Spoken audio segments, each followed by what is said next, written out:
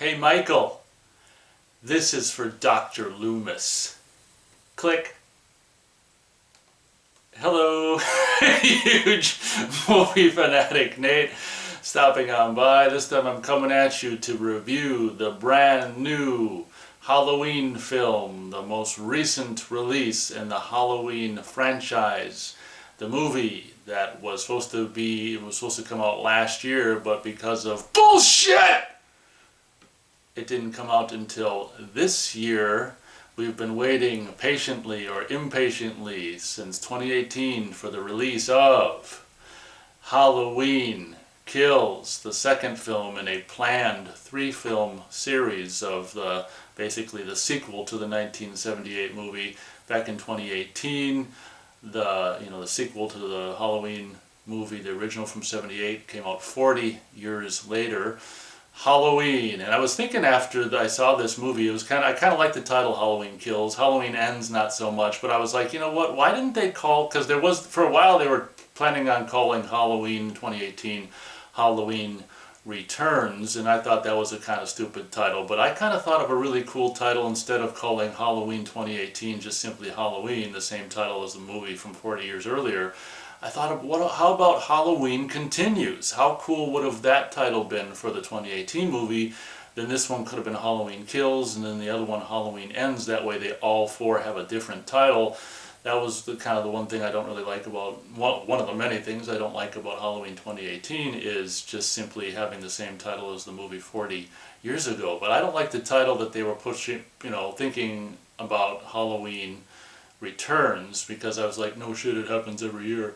And then I was thinking Halloween Continues would have been a cool title. But anyway, having just saw this, actually this is the first time in the history of my existence that Beth and I didn't feel like going out and to a theater to experience the post-2019 version of going to a theater. So it turns out that this opened on Peacock exclusively, peacocktv.com, the streaming service, the same day it came out in the theater, October 15th. So I'm like, you know what, for $5, it's cheaper than going to the theater anyway, plus I can see it over and over. I watched it twice so far. I just signed up for $5 at Peacock, and Beth and I watched it basically on, Friday night, October 15th release day. I've since seen it again, so I've seen it twice. I've actually kind of seen it 1.5 times, where I've seen it twice all the way through and then watched the first, 40, 50 minutes again. So I've kind of seen it 2.5. Did I say 1.5? I've seen it 2.5 times. There's definitely things I like about this, but then there's also definitely things I don't like about this. What I decided to do for this review is I actually made a little listing here of good versus bad. If I can show you a screenshot of what I'm looking at here, I just made a listing of good that I can talk about, and then the bad. Obviously, if you see the screenshot here, the bad definitely outweighs the good, but I'll first talk about the good, in my opinion, of Halloween Kills, the first being the Michael scenes. Just like with the original Halloween 2 from 40 years ago, what I love about this movie is it takes place, it picks off exactly from where the first film, the 2018 film, ended. That's one thing that I really, really appreciate about this movie. And let's face it, all of the Michael scenes, just like with the 2018 movie, all of the Michael scenes are really cool. The guy who plays Michael for the 2018 movie and this one, of course, I think is just the best portrayal of Michael Myers since the now 40-year-old Halloween 2 and Dick Warlock.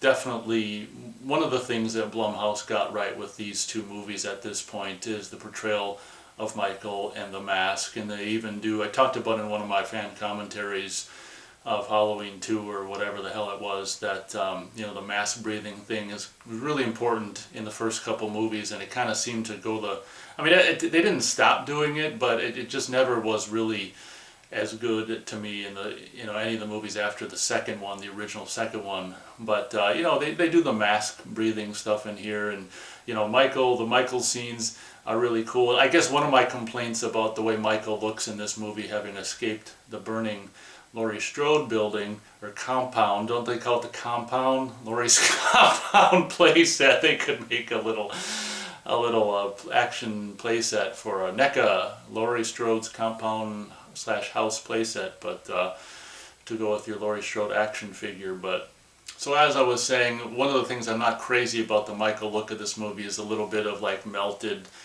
situation they got on that side of the mask, and there's like a slash on this side, and I don't know, the more beat up the mask look, the more it just reminds me of Rob Zombie movies, Halloween movies, and I tend to not want to think about those Halloween movies, but whatever. I mean, the look of the look of Michael in this movie is fine, I guess, overall. And obviously, if you escape a burning building wearing a rubber mask, the mask might come in contact with heat and get a little bit damaged or whatever. I'm just glad they didn't take one of the whole sides of the mask off like in Rob Zombie's Halloween 2 or whatever. But yeah, definitely the biggest good for me, or the top one, as you saw in my little screenshot of my goods. Definitely the biggest good in this for me is just Michael and the Michael scenes. I will say that it's kind of a bummer how we've gone so far from the original movie in the Michael Kills, where it's just like a gore fest. That's one of the things I'm not crazy about these two new Halloween movies. It's just like the gore fest and the blood squirting all over and all this and that.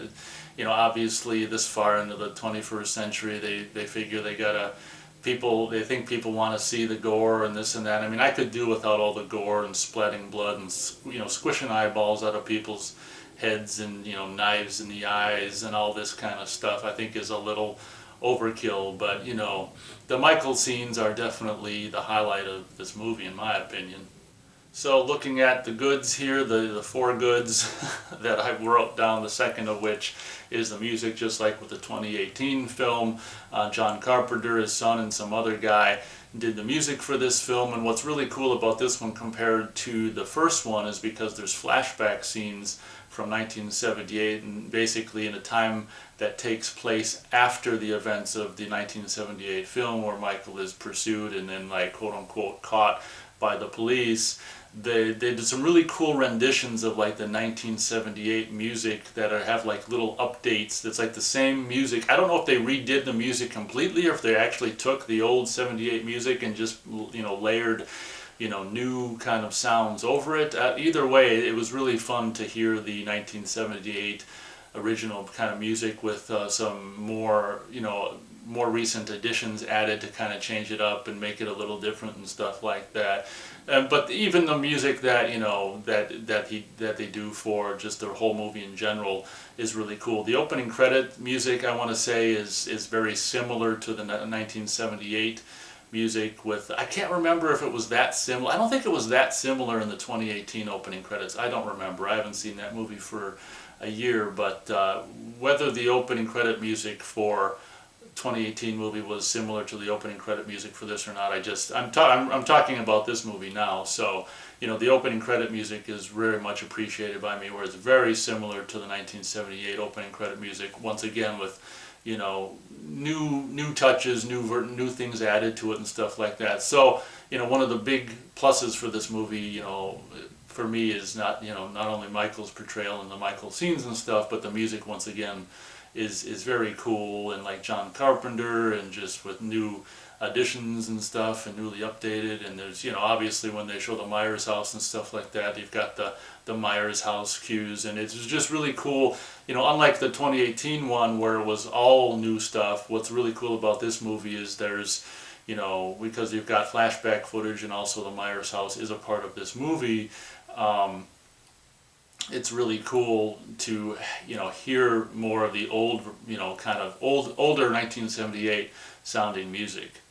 The third thing I have on my list of the good things about this movie is the Myers house. Unlike the 2018 movie, I thought it was really strange in the 2018 movie that there was no Myers house featured at all, but maybe they had hopes for a three-part trilogy thing for their new Halloween movies, Halloween Kills, and Halloween Ends. So maybe they hoped if they could do a second and third movie, they would feature the Myers house. And the second one is of course what they did.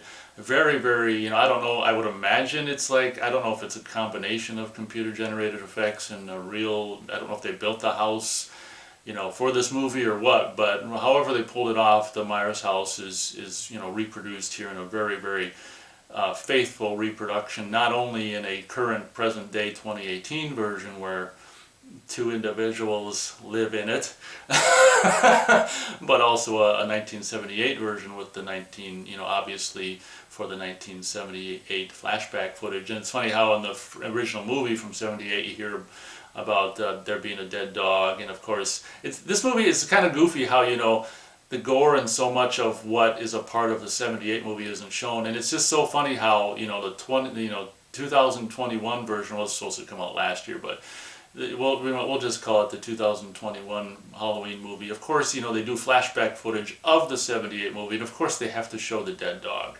That's what I mean about the old days in the '78. Not showing the gore. I mean, they just show it laying there in a wide shot. They don't show the, grisly details or gory details or anything like that. But it's just like they can't leave anything to the imagination these days. It was just so cool in the original movie how it's like, what is that? A dog? It's like, man wouldn't do that. And your imagination kind of fills in what condition the dog's in. It makes it almost worse than seeing it. And of course, this movie is just like, there it is. There's the dead dog. And it's just like, give me a break. But that's one of the things that was really cool about this movie, being a huge fan of the original movie, original couple movies, is that for the first time since a Halloween movie that no longer exists to me, but somehow I can still remember it by the name of Halloween Resurrection. For the first time since then, we see a really well done, rendition of the Myers house in this movie. So that was definitely appreciated by me.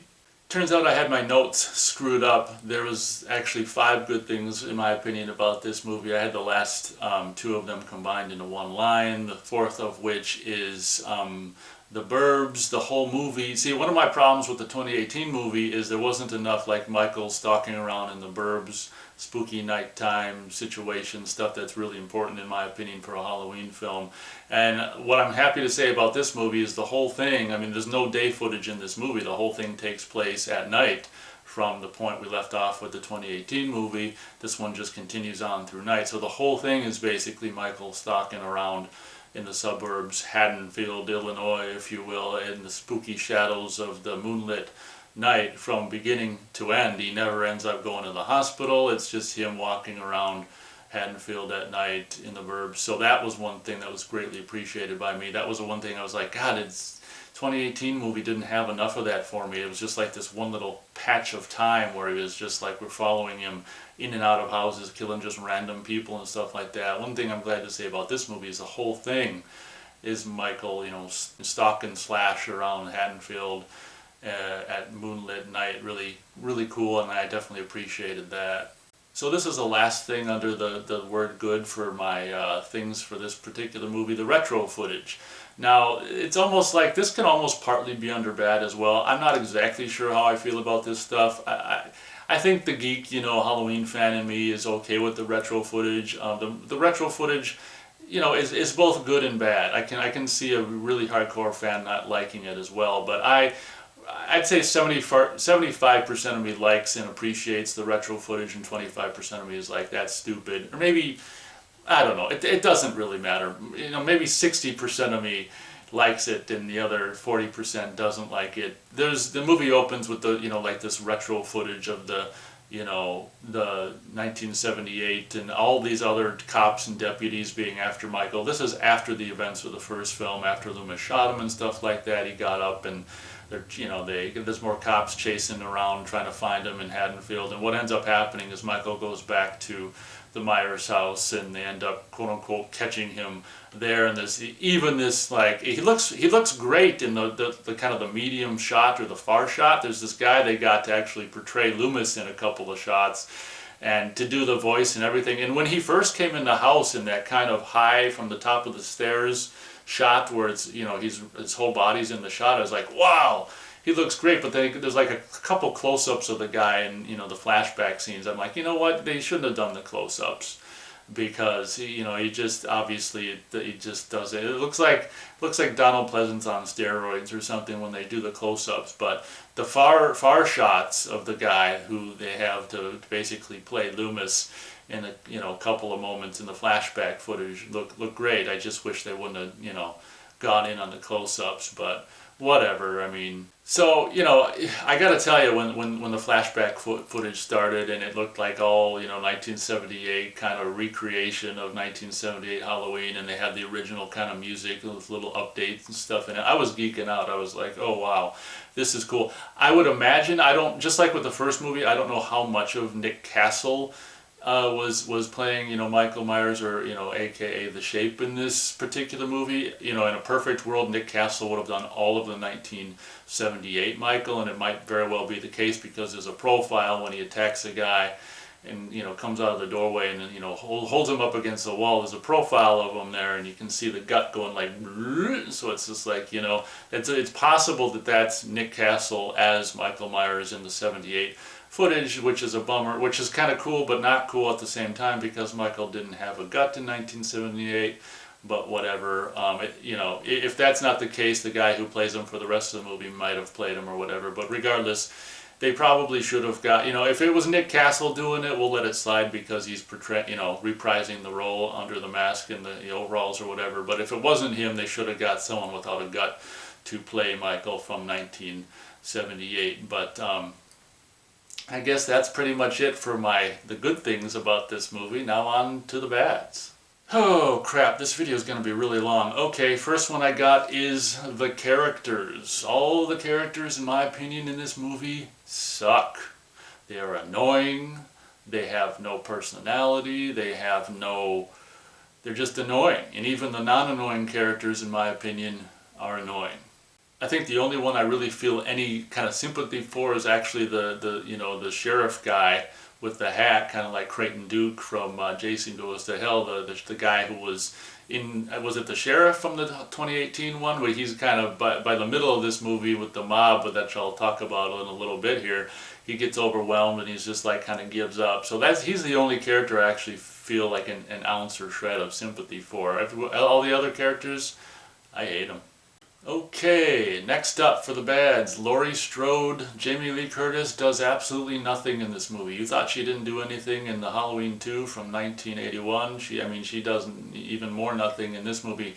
She's just there basically as kind of almost the Loomis of this movie, where we see her from time to time and she says all these kind of things about Michael. I don't want to know how many times the phrase "evil dies tonight" was spoken in this movie. You get so fucking sick of that phrase.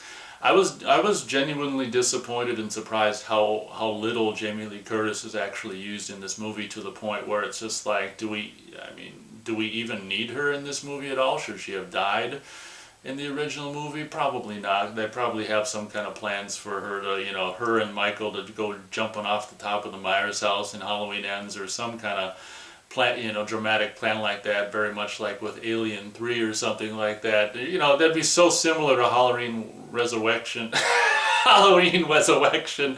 I don't know. Well, I'll simply say that if you're a Jamie Lee Curtis fan and excited about, you know, seeing how Jamie Lee Curtis is portrayed in this movie, put your expectations down in the gutter and bury them underground, because if you know, I mean, she did so much in the 2018 version compared to this one. She was actually a character, even though I didn't like her character in that movie, at least she was kind of like a character. All she does, just like with the 1981 Halloween 2, is lay in bed in this movie. She gets out and gets to be a part of the mob and gets her wound opened up and ends up back in bed, and it's just, you know, I think she's top billing, I would imagine, and she just basically does nothing in the movie. It's kind of a bummer.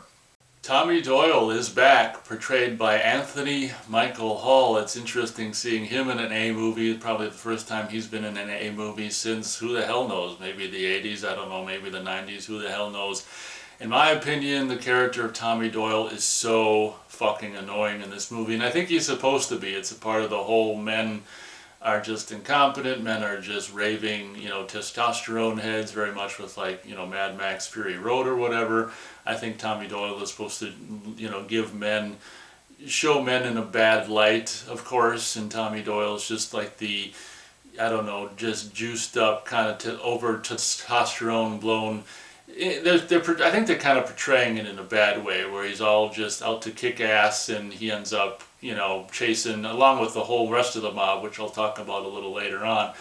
ends up chasing the wrong guy, and he's all out for violence, and he ended up, because of him and leading on this mob, he's the one who kind of sparked this big mob that ends up at the hospital later, and this one other guy, I'll say a little more about it later, ends up dying the wrong guy. So Tommy Doyle in this movie, I mean, it it's probably the character I hate the most in this movie. He's just portrayed so fucking annoyingly, and it's just like, I guess that's pretty much it. Tommy Doyle, he's very annoying in this movie. It's almost like this movie is like his movie almost. You could almost call it Halloween Kill, Tommy Doyle Halloween Kills or something like that. It's almost like his movie and his rise, and it looks like he's gonna take things, take control of the situation and for the better, but he ends up fucking it up and kind of being like, ooh, at the end, and it's just like, whatever. So the woman who actually played the character of Lindsay Wallace from the '78 film is back reprising her role as Lindsay Wallace from the 1978 film Halloween. I was kind of excited about that when that was announced, and then skip to, I don't know, a couple of years later when the movie actually comes out, we see her in the role, reprising her role, and whoop-de-doo, she does nothing. Just like Jamie Lee Curtis. I mean, she does more than Jamie Lee Curtis, but why the hell is Lindsay back? Because, I mean, she really does very little in the movie. I guess it's kind of cool to see her in the part, not that it matters, or she doesn't have any characters, she doesn't have any this or that, and it's just like, whatever. And I guess this is another one of my, complaints, I might as well just throw it in here. Same with, is it Marion? I want to say her name is Marion, from the original couple movies in H2O and stuff, basically the nurse of Donald Pleasance in the beginning of the original movie from '78 once again returns. But again, it's kind of like, why is she back? She does very little except for one of the funniest things about the movie, the thing that I opened the review with, which is the click, so I guess she's a little comic relief in that regard or whatever, but Tommy Doyle, the characters of Tommy Doyle, Lindsay Wallace, and I think her name might be Marion, and two of the three people are actually that actually did the original characters reprise their roles, and of course we've got Tommy Doyle being played by someone who didn't originally play him, but Lindsay Wallace and the other nurse woman are back. But it's kind of like they don't really do much in my opinion either. So I talked a little bit about this already. Basically, sometime just after the hour mark of this movie, they basically, the whole movie Tommy Doyle spends getting a huge mob of people to chase after Michael. And there's a plot point in this movie, just like with the 2018 movie. I didn't like that the doctor was like this, maniacal guy who was killing, people and wanted to get Michael and Laurie back together for the showdown or whatever. There's a bigger thing that I don't like. That didn't take too much of the 2018 movie up. There's an aspect of this movie that I like, that I hate even more, which is this another one of the inmates that escaped from the bus, when the bus crashed or whatever, that and stuff like that. And it kind of takes away from Michael, because I don't think anything was really spoken in the 2018 movie about that. But in this one, it's like, and I guess it kind of makes sense that Michael didn't potentially kill, wasn't the one for necessarily breaking out of the bus and doing all that kind of stuff. It's almost like this one portrays like the doctor is the one who probably had, let Michael break out of the bus and did all this and that. And I don't know, this movie kind of takes away from what Michael did or what we thought Michael may have done in the 2018 one, and kind of neuters Michael in a way in that regard too. They're saying like, oh, it was the crazy doctor who broke him out and brought him to Laurie's house and all this and that. But so another one of the basically the patients from the mental hospital is kind of just incompetent, just goofy, tubby guys kind of running around Haddonfield and just miraculously getting in someone's vehicle even though it would have been locked, and somehow starting it even though he doesn't have the key, and driving away. So basically Tommy Doyle, that's leading this mob, is thinking that was Michael Myers, and so Tommy Doyle is chasing this other guy who arrives at the hospital for some unknown reason where the mob is, and everyone thinks he's Michael Myers because they don't know what he looks like, because when Michael kills he wears a mask. So this guy, there's this whole plot point where, you know, this other inmate, escaped inmate, is running around and being mistaken for Michael, and this mob's after him, and the guy ends up jumping out of the hospital window like 4 or 5 stories up and splat on the ground, and it's just like, oh my god, if I did a Nate cut of this movie, none of that fucking, you know, I'm actually tempted to do that, like just for my own, not to share it or anything like that because of copyright, but just for my own, when this comes out, just for my own, just to see how the movie plays with all of that, you know, bullshit about the other mental patient being escaped and the mob and all that. Just cut it out. It probably uses up maybe a combined 10 or 15 minutes of the whole movie combined. It's a plot point I absolutely hate and was just absolutely pathetic, and there you go.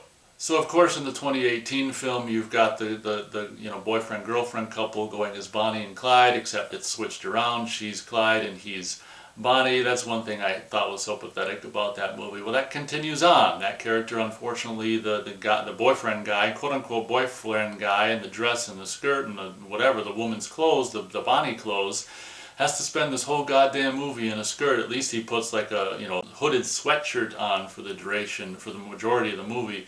But that character is running around the whole fucking movie in a skirt. So that aspect of the movie and the times we're living in wasn't very much appreciated by me at all. And call me what you will, that's lame. I don't even know if I can say this I don't even know if I could talk about this.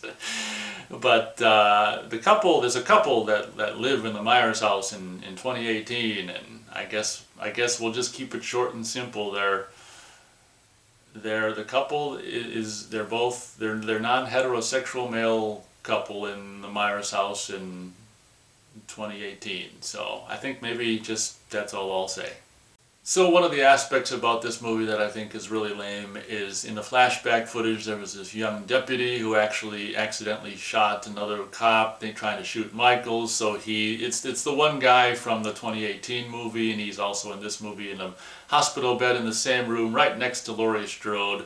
So this guy's got this guilt. He blames himself for Michael still being alive and killing people 40 years later, and Laurie Strode also blames herself for Michael killing people 40 years later. So you've got this sob story situation where both of these characters are just blaming themselves for this, and it's just like, that's like some of the only Jamie Lee Curtis footage in the movie is, you know, her talking with this guy both in their hospital beds being injured by Michael, and him blaming himself and her blaming herself, and it's just like, God, you know, the non-Michael scenes in this movie are so fucking annoying. This doesn't really matter. I was just jotting down everything I can think of, very much with like Bonnie and Clyde being switched, you know, a guy playing Bonnie and a girl playing Clyde. There's this couple who we saw in the 2018 movie getting in their car and driving away. There's this couple who's dressed as, one as a doctor and one as a nurse. And of course, you know, in the switcheroo era we live in, just for no fucking reason, it has to be, you know, explained that if I'm understanding this correctly, they're actually a nurse and a doctor in real life. Of course, the one who's a woman dressed as a nurse is the doctor, and the guy who's a guy dressed as a doctor is a nurse in their actual real life professions, if I'm understanding correctly. It's just like, what is the obsession with the switching around of everything? I guess one thing we can be grateful for is at least the guy wasn't in the nurse outfit and vice versa. So the last thing I had on the bad list I pretty much talked about already with Tommy Doyle. It's the whole men can't do anything right situation in this movie, and the women are kick-ass and can, you know, are the ones who get everything accomplished. Obviously it's a trend we've been seeing in movies for the past several years. I imagine it's going to be a trend that's going to continue on, unfortunately. So those are my I guess 5 goods, and I don't know how many bads I wrote down. I guess this was the way, this actually went on longer than I intended it to, but I thought that was the way I could review this particular movie. I think at the end of the day, for a while there I was thinking this would be like a 1/4 star or 1/2 star more than how I thought of the 2018 movie. I think I gave the 2018 movie 2 out of 4 stars. I'm going to go the same thing with Halloween Kills. I'll give it 2 out of 4 stars. I'd probably rather watch this than the 2018 movie, just because of I don't know, the whole thing just taking place at night in the suburbs, Haddonfield, moonlit night, creepy ass stuff. But on the other hand, the mob, you know, the Tommy Doyle mob thing and the mob stuff. Go ahead. But once it comes out on Blu-ray, I can just skip. I'm just gonna skip the mob stuff. It's just gonna be so. Oh my God! I'm just gonna do the Nate cut on Blu-ray every time I watch it. You know, it's a bummer how they have to have so many things like the music and Michael and you know, even how just Haddonfield is portrayed at night in this movie is really kind of cool and stuff like that. But then they have to have so many aspects that are just annoying and just like the mob thing and just the lame ass characters and it's just like, oh my God, it's just like, why can't you have something that's just like all around great instead of so many elements to it that you just roll your eyes at and it's just like, oh my God. But I probably went on way too long. But as you can see there's a lot in the under the word bad for me to talk about, so I guess that's why it went on so long. So if you guys are still watching, thank you very much for doing so. Hope you guys enjoyed, and as always, we'll catch you on the next video.